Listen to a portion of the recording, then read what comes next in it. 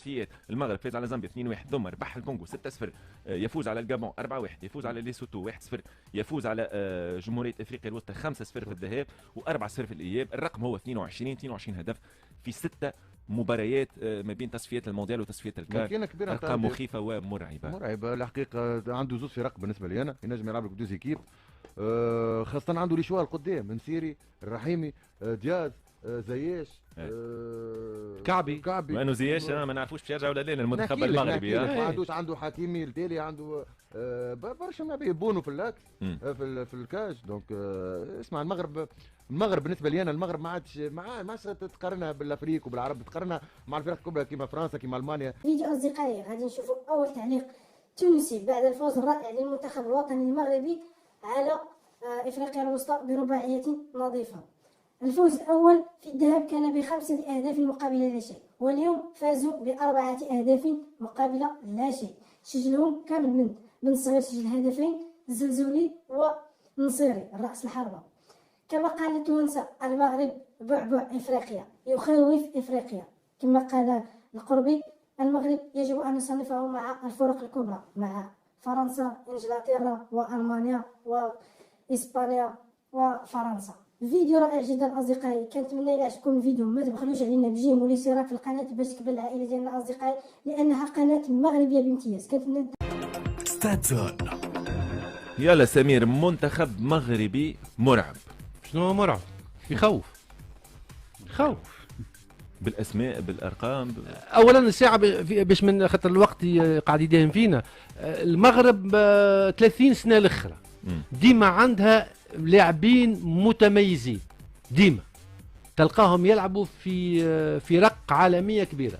نحكيو على جيل نتاع عزيز بودربيله، ونحكيو على تيمومي كريم وتيمومي، ثم نمشيو نليبد وقت الجيل هذاك مصطفى حاج كأس العالم وبصير ولا ثم نمشيو الاجيال بونو توا بونو الاجيال هذه كلها رغم التميز نتاعها ما خلاتش بصمه في كره قدم مغربيه، ما هزتش لقب كبير. عليه؟ لانه الملاحظين الكل يقولوا المغرب عنده فريق، عنده فرديات محترمه برشا، لكن ما عندوش فريق. وقت اللي المنتخب المغربي عمل الفريق والاسماء الكبيره ذي اندمجت في روح المجموعة، تفكير المجموعة، المنتخب المغربي تألق تألق كبير. المكسب الكبير للمغرب إضافة للملاعبية هذوما، هو مدرب متميز جدا، عنده القبول وعنده الاحترام، هكا ولا بكي، وعنده الاحترام. بعد البيرفورمانس الكبيره نتاع كاس العالم صار التراجع، وكانت نكسه كبيره في كاس افريقيا. رغم هذا الكل استرجع المنتخب المغربي الاشعاع نتاعو والقوه نتاعو. كان نحبوا الاسماء والقيمه التسويقيه للمنتخب المغربي. ما نحكيوش على المستوى الافريقي، خليني نهزك لبعيد على المستوى الاوروبي. يتفوق على بعض المنتخبات الأوروبية الكبيرة كقيمة تسويقية للاعبين. كي نقول لك أنا أشرف حكيمي بركة 60 مليون يورو هكا، 60. كي نقول لك إبراهيم دياز اللي اختار المنتخب المغربي، وهنا قوة الاتحادية المغربية لكرة قدم وكيفية إقناع اللاعبين هذوما. أخيرا فما دو فولي باش نخدم بها وباش ما نطولش برشا لأنه الموضوع طويل ياسر. المغرب تخدم في القاعدة متاعها على مستوى الشبان متاعها داخل المغرب، ولكن كذلك تشتغل الدبلوماسية الرياضية على مستوى الإقناع خارج المغرب. الخزان المغربي للاعبين اللي ينشطوا خارج حدود الوطن هو خزان كبير وكبير ياسر. ورغم الإغراءات الكبيرة من منتخبات عالمية، فإنه المنتخب المغربي ومسؤولين قدروا أنه يقنعوا لاعبين بأنهم يكونوا اخرتها اللي سجل ثنائية اللاعب امل من امال حب عليه امل الياس بن صغير هذاك سيدي خويا ربح برشلونه وحده جمعتين التالي مع موناكو. هذاك كان ابرز لاعب امام برشلونه وما ادراك.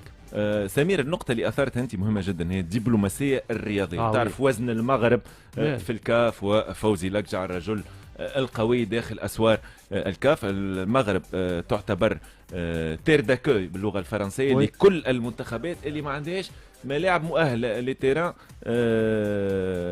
اللي ماهمش اومولوغاسيون ماهمش اومولوغي في كره القدم الافريقيه. دونك تستقبل كل المنتخبات. شكون توا نسجل على منوال المغرب؟ الكوت ديفوار نوفيل تير داكوي دي بيي سون ستاد اومولوغي. الكوت ديفوار عندها 6 ملاعب اومولوغي في كره القدم الافريقيه. تونس عندها ملعب وحيد هو ملعب حمادي العقربي في رادس، وملعب فيه نقائص وعيوب كبيره لا يليق لا بالمنتخب الوطني التونسي لا بالانديه التونسيه. باش نرمي الكره الباكي كان تحب. تفضل. على مستوى الدبلوماسيه الرياضيه واحنا داخلين على انتخابات الكاف في مارس. حاليا باكي عنده الكواليس، انا مؤكد. طبعا مش نحكيو في اكثر تفاصيل. مش نحكيو في الطبع انه المغرب حاليا في معناها سياسه قوه وضعف وكذا وعركه كبيره ياسر. وتدفع بمرشح اخر. صحيح. التموقع الرياضي الافريقي والمغرب هنا باش تلعب دور رئيسي وكبير ياسر في اللعبه هذه الانتخابيه اللي باش تصير في مارس. طبعا تتحكم ممكن باللعبه هذه. كل غدوه نحكيو فيها باكي باكثر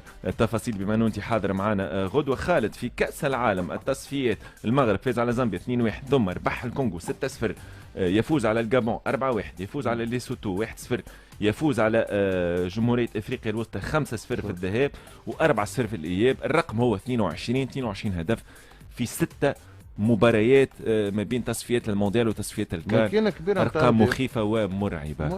الحقيقه عنده زوز فرق بالنسبه لي انا، ينجم يلعب لك بدوز ايكيب، خاصه عنده لي شوار القدام من سيري الرحيمي دياز زياش كعبي وانه زياش ما نعرفوش باش يرجع ولا لا المنتخب المغربي. ما عنده حكيمي التالي، عنده برشا ما بونو في اللاك في الكاج. دونك اسمع، المغرب بالنسبه لي انا، المغرب ما عادش تقارنها بالافريق وبالعرب، تقارنها مع الفرق الكبرى كيما فرنسا كيما المانيا، مش تولي تقارع في الفرق هذوما. ولو انه انا معجب ايضا بالمنتخب المصري بمرموش لا قلت انا حكيت عليه، قلت لك منتخب الجزائر في طور اعاده البناء، لكن عنده اسماء. لا عنده اسماء رنانه. لا صحيح.